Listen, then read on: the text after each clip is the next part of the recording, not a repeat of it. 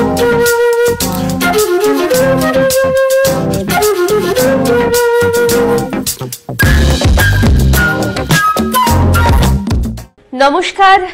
আমোদরিয়া নিউজে সকলকে জানাই স্বাগত।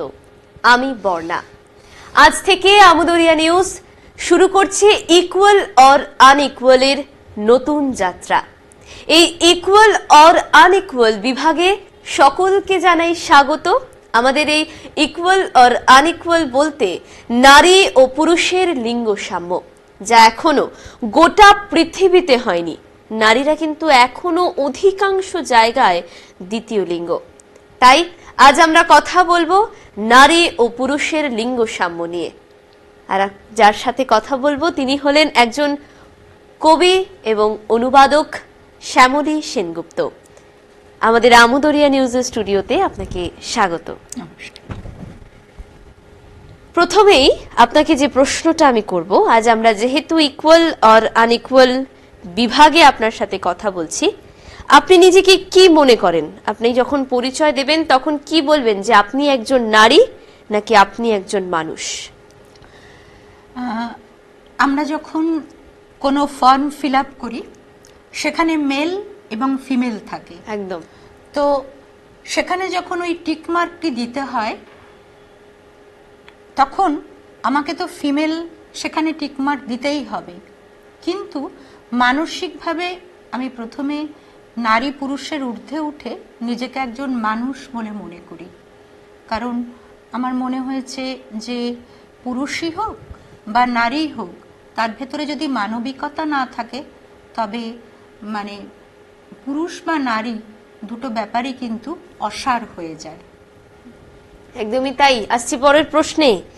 আপনার কাছে জানতে চাইবো, প্রাক ঐতিহাসিক মাতৃতান্ত্রিক সমাজ বিবর্তনের পরে পুরুষ আধিপত্যের সূচনা হয়েছিল, তার ধারাবাহিকতা কিন্তু আজও চলছে। এটা আপনি মেয়ে হয়ে জন্মানোর পরে প্রথম কবে অনুভব করলেন? হ্যাঁ, আসলে আমার যেটা মনে হয়েছে যে এই যে ধারাবাহিকতা, এটা একটি পরিবারের মধ্যে পুরুষ বা নারীকে আলাদা করে দেওয়া, ছোট ছেলে বা ছোট মেয়েকে আলাদা করে দেওয়া, সেটা মনে হয় আমার পরিবারের যিনি কর্ত্রী থাকেন তার উপর সম্পূর্ণ নির্ভর করে। একদম। তো সেই অর্থে আমার শিশু বয়সে বা আমার যে কৈশোর বয়স, সেই সময় আমি মেয়ে বা ছেলে, আমার ভাই বা বোন আলাদা আলাদা, সেটা আমি পাইনি। তবে আমি যখন কলেজে উঠলাম, যখন আমি বাইরে পড়তে যেতে চাইলাম, আমার শহর, যে শহরে আমি থাকতাম সেই শহর ছেড়ে বাইরে যখন পড়তে যেতে চাইলাম, সেই সময় আমার মা আমাকে বারণ করেছিলেন। তিনি খুব একটা মানে প্রসন্ন হননি যে আমি বাইরের কলেজে, অন্য ভালো কলেজে আমার সমস্ত কিছু হয়ে গেছে, ফর্ম ফিল আপ হয়ে গেছে, এবং সেখানে আমি এমনকি হোস্টেলও পাবো সেটাও ঠিক হয়ে গেছে। তো মাই আমাকে প্রথম বারণ করেছিলেন যে তোমাকে গিয়ে থাকতে হবে না বাইরে। তো তখন থেকেই মানে ওই বাধাটা তখন আসে আর কি, কিন্তু তার আগে পর্যন্ত সত্যি কথা বলতে আমি আলাদাভাবে, আমি ভাই বা আমার বোন বা আমার দাদা এরকম আমি পাইনি। আর একটা জিনিস যেটা আমার ভেতরে এখনো ওটা প্রচণ্ড আমাকে মানে পীড়া দেয় আর কি, সেটা হচ্ছে আমি তো ওড়িশায় ছিলাম, সেখানে স্টেট ব্যাংকে তখন ওই প্রবেশনারি অফিসার তাদের একটা মানে প্রথমে লিখিত পরীক্ষা হবে এবং তারপরে ইন্টারভিউ নেওয়া হবে। আচ্ছা। তো সেই লিখিত পরীক্ষার জন্য আমি তৈরি হচ্ছিলাম। আমার খুব ইচ্ছে ছিল যে আমি একজন মানে প্রবেশনারি অফিসার হব, এরকম একটা ইচ্ছে ছিল। এবং সেখানে আমি যেখানে থাকতাম, যে শহরে, ওড়িশার যে শহরে থাকতাম, সেখানে যে স্টেট ব্যাংক ছিল, সেখানকার সেই স্টেট ব্যাংকের ম্যানেজারও আমাকে বলেছিলেন, উনি বলেও দিয়েছিলেন যে কোনটা কিভাবে পড়তে হবে। আমি সেইভাবেই পড়াশুনো করছিলাম। এবং এর মধ্যে কি হয়, পরীক্ষার আগে আমাকে কোনো একটি পারিবারিক কারণে আমার দিদির বাড়িতে চলে যেতে হয়। তো সেখানে আমি অপেক্ষা করছি, দিদির বাড়িতে স্টেটসম্যান আসতো, সুতরাং আমি জানতেও পারছি যে পরীক্ষা কবে কি। আচ্ছা, আমি যে মানে ফর্ম ফিল আপ বা আমি যে আবেদন করেছিলাম সেখানে আমার নাম এসে যায়, আমার সঙ্গে আমার দাদা যে আমার থেকে 1 বছরের সিনিয়র আর কি, হ্যাঁ, সেও আবেদন করেছিল, কিন্তু তার সেই মানে কল তখনও আসে না, হ্যাঁ, লিখিত পরীক্ষার জন্য। তো তখন আমার মা, বাবা নয়, আমার মাই কিন্তু তখন বলেছিলেন যে আমার বাবাকে তিনি বোঝালেন যে যদি ও যদি মেয়ে আগে পেয়ে যায়, আমার ডাকনাম মিলু, বলে যদি মিলু আগে পেয়ে যায় তাহলে মানে আমার দাদার খুব কষ্ট হবে, সেই জন্য আমাকে পুরো বিষয়টা তারা আর জানালেন না। কিন্তু আমি জানতে পারছিলাম, দিদির বাড়িতে স্টেটসম্যান থাকতো, কবে পরীক্ষা, কি পরীক্ষা, সবই আমি জানতে পেরেছিলাম। কিন্তু আমার মানে একটা স্বভাব, যেটা আমি একটু চেপেই যাই সব কিছু, সেজন্য আমি চেপেই গেছিলাম। দিদিকে শুধু একবার জিজ্ঞাসা করেছিলাম। পরে যখন মা আসলেন, যখন আমি ফিরে যাব আবার আমার শহরে, তখন আমি মাকে জিজ্ঞাসা করেছিলাম, তোমরা আমাকে জানালে না? মা বললেন যে তোর কল লেটারটা আগে আসলো, যদি তোর চাকরিটা হয়ে যেত তাহলে আমার দাদা কষ্ট পেত, সেই জন্য মা ওটা সম্পূর্ণভাবে চেপে গেছিলেন। আমার দাদা পরবর্তীতে ভারত পেট্রোলিয়ামে খুব বড় পোস্টে কাজ করতো আর কি, আর আমি এখানে চলে আসলাম। হয়তো আমার এই লেখালেখিটাই ছিল, সেই জন্য এটাই হলো। কিন্তু এটা আমার জীবনে একটা প্রচণ্ড দুঃখ, মানে এখনো যখন আমি ভাবি তখন আমার খুবই কষ্ট হয়। এটাই বোধহয় লিঙ্গ বৈষম্য। নারী পুরুষের সমান অধিকার পাবে, নারীরা পুরুষের মতোই সমান অধিকার পাবে, এটা পৃথিবীতে কোনোদিন কি সম্ভব হতে পারে? যদি সেভাবে, সব থেকে প্রথমে দরকার যে, যেমন আমি কিছুক্ষণ আগে বললাম আমার মায়ের এটা মনে হয়েছে, এবার আমার মনে হয় পুরুষ এবং নারী উভয়ে যদি সেই মানসিকতায় উঠতে পারে যে আমাদের সমান হতে হবে, মানুষ হতে হবে আর কি, পুরুষ নারী এটা আলাদা আলাদা করে আমরা দেখব না, যখন আমাদের নিজেদের মধ্যেই এই মানসিকতা তৈরি হবে তখন হয়তো হতে পারে। কিন্তু আমার মনে হয় না সেটা হবে বলে, সেই আশা খুবই কম। কারণ আমাদের ভেতরে, বিশেষ করে আমাদের মা বা মেয়েদের ভেতরে একটা, তাদের যেন একটা মানে রক্তে রক্তে প্রবাহিত হচ্ছে যে পুরুষরাই একটু উঁচুতে থাক এবং আমরা একটু নির্ভরশীল হয়ে থাকি, হ্যাঁ, এটাই। সুতরাং সেই মানসিকতায় যদি কখনো এসে পৌঁছয়, পুরুষ এবং নারী উভয় যদি সেই মনস্ক হন, তবেই এটা সম্ভব, নয়তো হবে না। তাহলে আপনি বলছেন যে নারী আর পুরুষ দুজনের সমান অধিকার কোনোদিনই সম্ভব নয়, হ্যাঁ, আবার হলেও হতে পারে যদি ভাবনাটা একই রকম হয়। বেশ, একজন পুরুষ সারা জীবনে যত কাজ করে, নারী কি তার সমান কাজ করে নাকি তার চেয়েও বেশি কাজ করে থাকে? হিসেব করে দেখলে কি দেখা যাবে? আপনার অভিজ্ঞতা কি বলে? আমার অভিজ্ঞতা বলে একজন নারী পুরুষের থেকে অনেক বেশি কাজ করে। তো সেটা কি ব্যাখ্যা করব? অবশ্যই।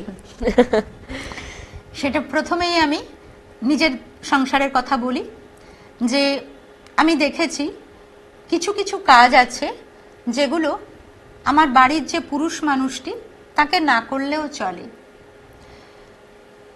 সেই কাজগুলো আমি করে দিচ্ছি। এবং তাছাড়াও আমাদের যে নিজস্ব কাজ, আমাদের অ্যাকচুয়ালি আমাদের সংসারগুলো কিভাবে ভাগ হয়েছে, যে যারা হাউস ওয়াইফ আছেন আর কি, তারা সংসারের দিকটা, রান্না বান্না, পড়াশুনো, বাচ্চাদের পড়াশুনো করানো, বা কি কি লাগবে না লাগবে সেগুলো সমস্ত, হ্যাঁ, সেগুলো দেখা, হ্যাঁ। আর সংসারে যিনি পুরুষ থাকবেন তিনি রোজগার করে আনছেন। এটাই সাধারণত যে বাড়ি, মানে সাধারণ বাড়িগুলোতে দেখা যায় আর কি। এবার এখন তো অনেক বাড়ি আছে যেখানে পুরুষ এবং মানে হাজব্যান্ড এবং ওয়াইফ দুজনেই চাকরি করছেন, সেটাও ঠিক আছে, সেটাও আলাদা, সেই বিষয়ে পরে আসছি। আমি একদম হাউস ওয়াইফ যারা, সেই সংসারটায় আসি আগে। সেখানে একজন পুরুষ মানুষ যখন তার কর্মক্ষেত্র থেকে আসছেন, তখন তাকে দেখাশোনা করাটা যেন মেয়েদের স্বভাবের মধ্যে ওতপ্রোতভাবে জড়িয়ে গেছে, যে তার কোথায় অসুবিধা হচ্ছে, কি হচ্ছে দেখি, এতক্ষণ পরে আসলো, এটা তো হলো। তারপরে দেখা যায় যে সেই পুরুষ মানুষটি হয়তো নিজের কোনো কাজে আবার ব্যস্ত হয়ে গেলেন, বাইরে গেলেন একটু বন্ধু বান্ধবদের সঙ্গে আড্ডা দিতে। আমি বলছি না যে বাড়িতে যিনি আছেন তিনি যাচ্ছেন না বা তারও কোনো বন্ধু বান্ধবের মানে পরিধি নেই, সেটা বলছি না, কিন্তু তিনি যাচ্ছেন এবং সেই সময়টা বাড়ির যে মহিলা তিনি কিন্তু আবার মানে পরবর্তী যে কাজগুলো সেগুলোতে ব্যস্ত হয়ে যাচ্ছেন। তাছাড়াও থাকছে তার ছেলে মেয়ে যদি ছোট ছোট থাকে তাদের পড়াশুনো করানোর দায়িত্ব তার উপরেই বেশিরভাগ পড়ে। তো সেক্ষেত্রে দেখা যাচ্ছে যে, এবং এবার আমি অন্য সংসারগুলোতেও দেখি যেখানে স্বামী স্ত্রী দুজনেই বাইরে থেকে আসছেন, কাজ করছেন, সেখানেও কিন্তু দেখা যায় যে ওয়াইফ যিনি তিনি বাড়িতে আসার পর ঠিক আছে একটু তিনি হয়তো রেস্ট নিলেন, কিন্তু তিনি ঠিক আবার তার পরবর্তী যে রুটিনগুলো সেই রুটিন অনুযায়ী কাজগুলো করার জন্য তিনি নিজেকে যেন রেডি করে রেখেছেন এবং সেই কাজে তিনি ঢুকে যাচ্ছেন। এমন অনেক বাড়ি আছে যেখানে হাজব্যান্ডরা বা পুরুষরা সাহায্য করছে, সেটা আমি বলছি না, করে অনেক সময়, কিন্তু তবুও দেখা যায় মেয়েদের এমন বেশি কিছু কাজ করতে হয় বা বেশি কিছু দায়িত্ব থাকে, সেগুলো পালন করতে গিয়ে দেখা যায় যে মেয়েরাই বেশি কাজ করছে। এটা শুধু মানে আমাদের মতন একটি বাড়িতে না, আমরা যখন দেখি যে যারা শ্রমিক, যারা দৈনিক মজুর যারা আর কি, সেই হিসেবে যারা কাজ করেন, তারাও কিন্তু যখন তারা আসছেন তাদের কাজে, তাদের খাবার, তাদের স্বামীরাও যদি সেই কাজেই আসেন বা অন্য কোনো কাজে যান, তাদের খাবার দাবার বানিয়ে নিয়ে তারা আসছেন এবং ফিরে যাওয়ার পরেও আবার তারা রাতের খাবার তৈরি, পরের দিনের যে ব্যবস্থাপনা, সেগুলোতেই তারা নিজেকে নিয়োজিত করছেন আর কি। সুতরাং মেয়েরা বেশি কাজ করে পুরুষদের থেকে। বেশ, নারীরাই যখন বেশি কাজ করছে, আপনার কথা ধরেই এগোই, নারী হয়ে জন্মানোর কিন্তু অনেকগুলো অসুবিধে রয়েছে, কোনো কি সুবিধে নেই নারী হয়ে জন্মানোর? হ্যাঁ, নারী হয়ে জন্মানোর অনেক অসুবিধা, অনেক, খুব অ্যাডজাস্ট করতে হয়। সব থেকে প্রথম যেটা অসুবিধা, মানে প্রত্যেকটা ক্ষেত্রে খুব অ্যাডজাস্ট করে চলতে হয়। যদি অ্যাডজাস্টমেন্ট ঠিক মতো না হলো, তাহলেই দেখা যাচ্ছে সেখানে গন্ডগোলের সূত্রপাত তৈরি হয়। তবে একজন নারী হিসেবে আমি বলবো নিশ্চয়ই অনেক সুবিধা আছে, যেটা ব্যক্তিগতভাবে আমি পথে ঘাটে, বাসে, ট্রেনে, হ্যাঁ, এগুলো আমি পেয়েছি। একজন মানে মহিলা হিসেবে আমাকে যথেষ্ট তারা সম্মান করে জায়গাটি ছেড়ে দিয়েছেন, বা অনেক ব্যাপারে।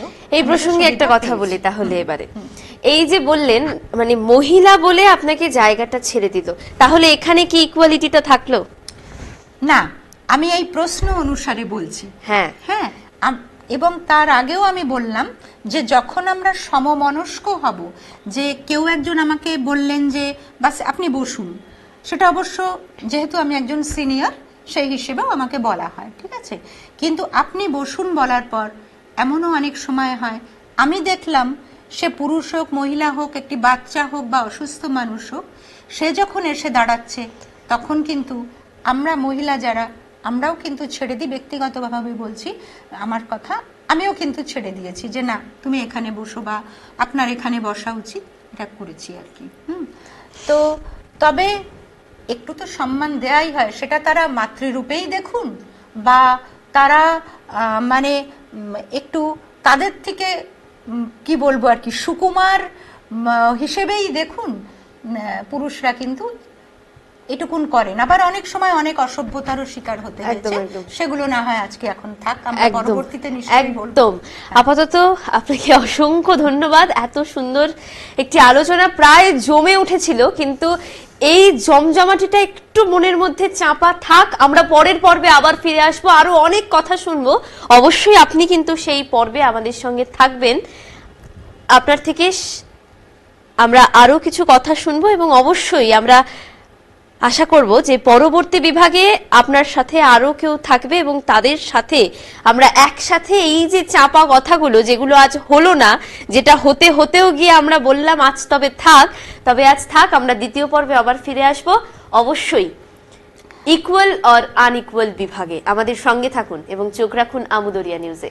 ধন্যবাদ।